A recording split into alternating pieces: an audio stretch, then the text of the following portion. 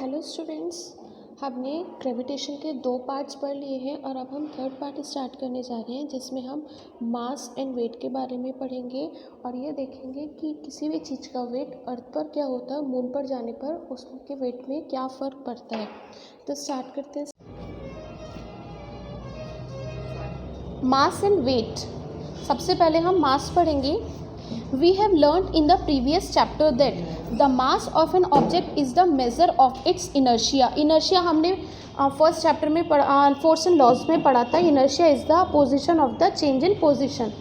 ठीक है, तो मास क्या है? किसी भी ऑब्जेक्ट का मास किस पे डिपेंड करता है? वो अपनी पोजीशन को अपोज करने में कितनी उसको फोर्स लगानी पड़ रही है, एक तरह से, मतलब वो कितना कंटेंट रखे हुए हैं.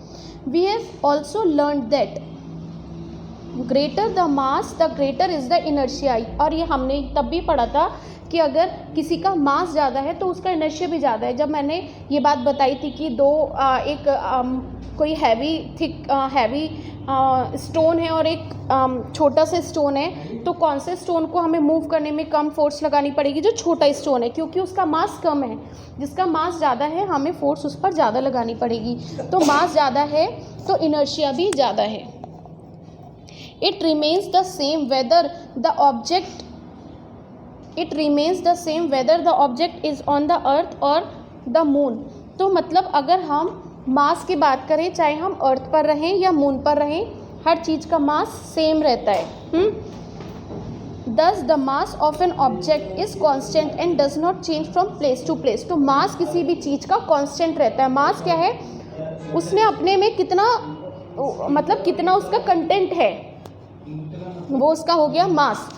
तो मास चाहे अर्थ पर रहो चाहे मून पर जाओ, कहीं भी जाओगे, मास हमेशा सेम रहेगा. मास कभी भी चेंज नहीं होता. अब आते हैं वेट की बात. वेट क्या होता है? We know that the earth attracts every object with a certain force. Earth जो है किसी भी ऑब्जेक्ट को एक फोर्स से खींचता है. And this force depends on the mass. और ये फोर्स किस पे डिपेंड करती है? मास पर.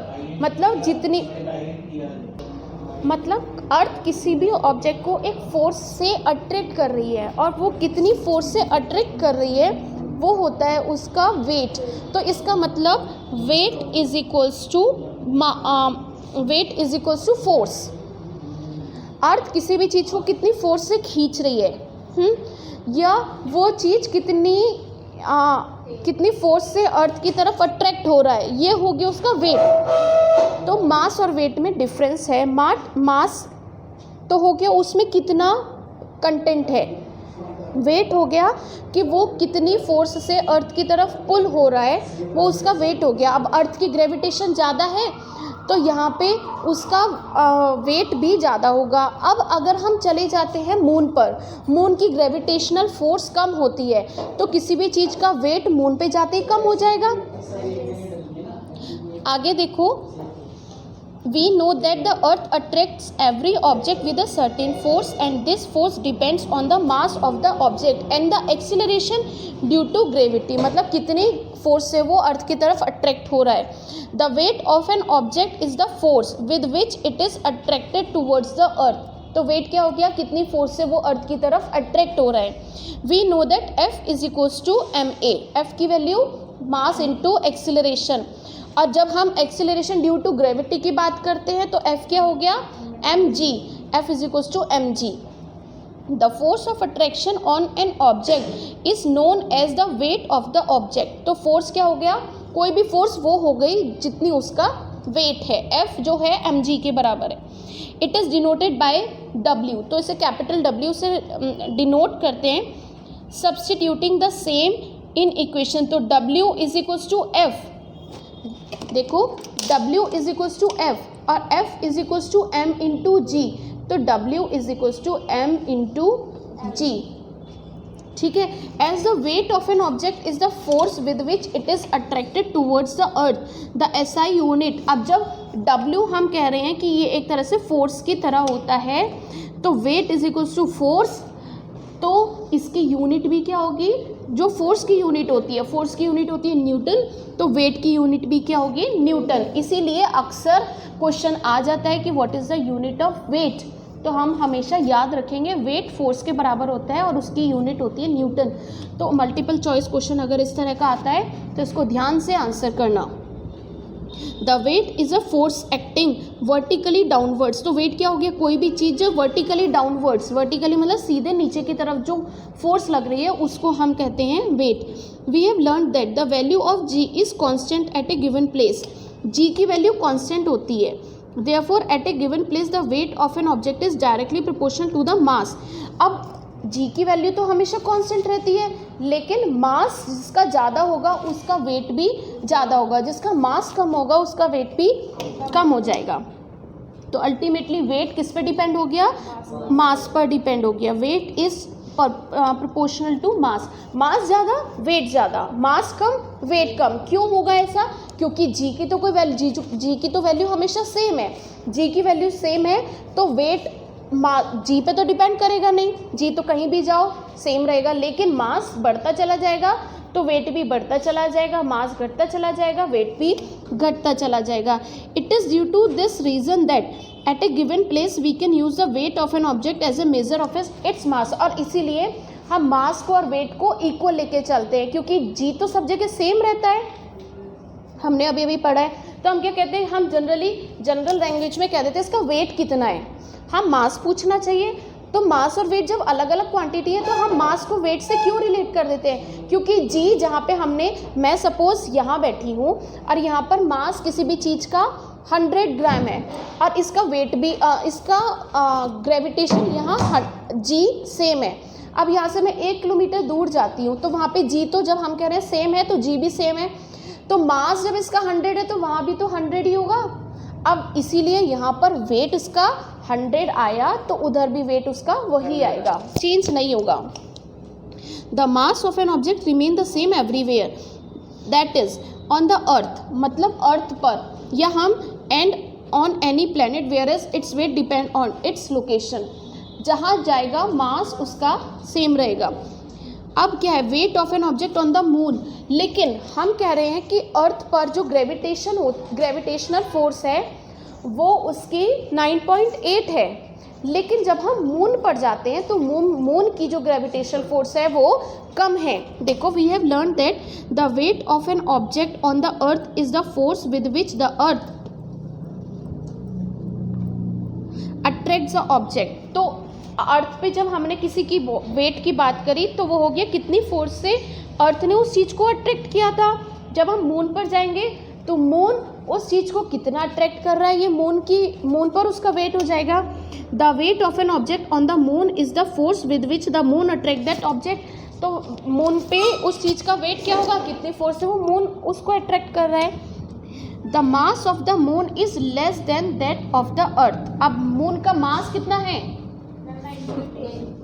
मून का मास अर्थ के मास से बहुत कम है ना। The mass of the moon is less than that of the earth, due to this the moon exerts lesser force of attraction on object. और इसीलिए मून का मास कम है, इसलिए मून की फोर्स ऑफ अट्रैक्शन भी कम है, मतलब ग्रेविटेशनल फोर्स भी मून की कम है। Let the mass of an object be M, किसी ऑब्जेक्ट का मास m है। Let its weight on the moon is WM, इसका मून पर वेट कितना होगी WM। Let the mass of the moon be MM, तो मास हो गया capital M small m and its radius हो गई RM। तो by applying the universal law, तो हम G निकाल सकते, W निकाल सकते हैं। F is equals to W बोला था तो यहाँ पे हमने W क्यों रख दिया, क्योंकि ये फोर्स के बराबर है। तो WM is equals to weight on moon is equals to GMM, इसका मतलब हो गया mass of the moon into mass of the object divided by radius of the moon का स्क्वायर। जब इसकी हमने वैल्यूज़ रखी, let the weight of the same object on the earth be. अब अगर अर्थ पर किसी चीज़ का वेट WE है तो मून पर जाकर उसका वेट क्या होगा। देखो, from equation this WE is equals to GMM upon R square. तो weight of moon, weight on moon is equals to हमने ये रख दिया, और जब हम इसकी कैलकुलेशन करते हैं तो आता है 1/6। मतलब अगर किसी भी चीज़ का वेट अर्थ पर 100 है या 60 है, मैं 60 काउंट करके चलते हैं। अर्थ पर किसी चीज़ का वेट 60 है तो मून पर जाते ही इसका वेट 1/6 हो जाएगा। 1/6 इंटू 60 क्या हो गया 10।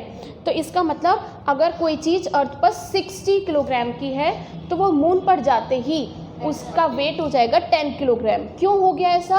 क्योंकि अर्थ की जो ग्रेविटेशनल फोर्स और मून की ग्रेविटेशनल फोर्स में अंतर है। ग्रेविटेशनल फोर्स या जी को बोलते हैं एक्सीलरेशन ड्यू टू ग्रेविटी।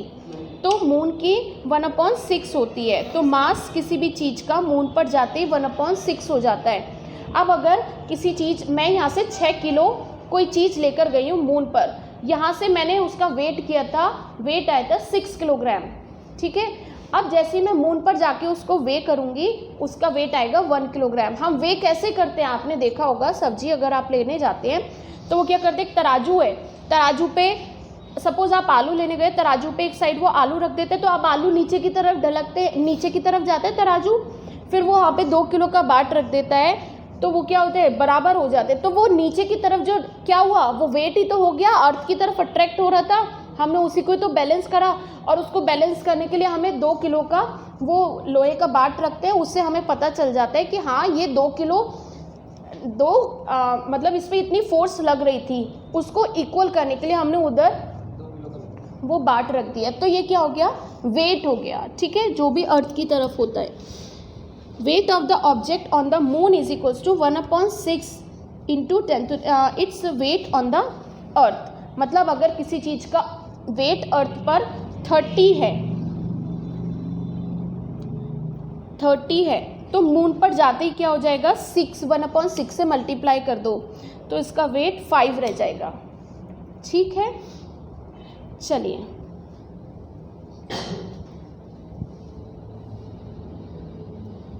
अब इसके एक दो न्यूमेरिकल्स हैं, उसको और देख लेते हैं। मास of the object is 10 kilogram, what is its weight on the earth. तो किसी चीज़ का मास जो है वो 10 किलोग्राम है, तो वेट क्या हो गया, m इंटू जी, मास इंटू जी क्या हो गया 9.8। अर्थ की ग्रेविटी यही होती है ना 9.8, तो 10 इंटू 9.8 तो इसकी वैल्यू आ गई 98, ठीक है, न्यूटन। आया समझ में? अगला क्वेश्चन है, an object weighs 10 newton when measured on the surface of earth, what would be its weight when measured on the surface of moon. अब मून पे जाते ही इसका वेट क्या हो जाएगा, 10 न्यूटन का कोई चीज़ है, वो अर्थ पर थी, मून पे जाते ही 1/6 हो जाती है, तो इसकी वैल्यू आ जाएगी